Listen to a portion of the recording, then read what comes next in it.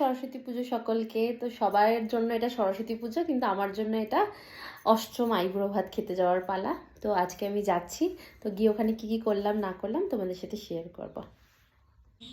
আমি চলে এসেছি মিন্টু কাকা আর অনিতা কাকির বাড়িতে আইবুড়ো ভাত খেতে। তো দেখো মেনুতে একদম মানে অসম্ভব আয়োজন করেছে।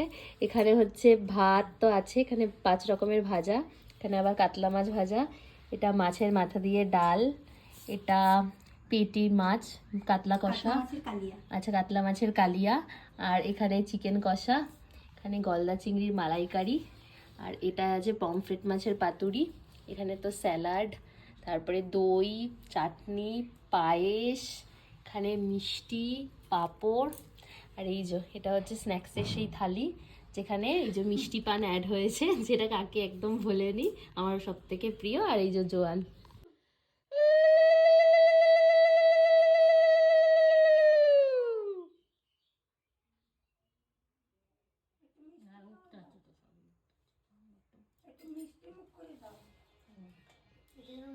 যেটা করছি তো এই আলু একটুখানি পাতায় ছড়াচ্ছ না, আমার নিয়ে ডাক্তার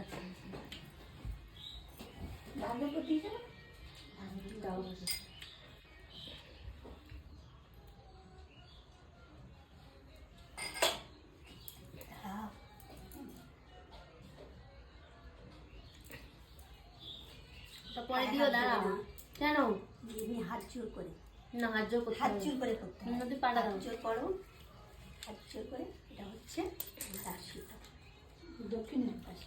তুই তোর ভিটা পায়ে করতে রে, ওইটা দাও।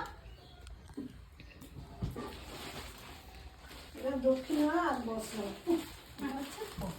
Thank you. ভালো থেকো, সারা বছর ভালোভাবে কাটিও, শ্বশুরবাড়ি সুখে শান্তিতে থেকো।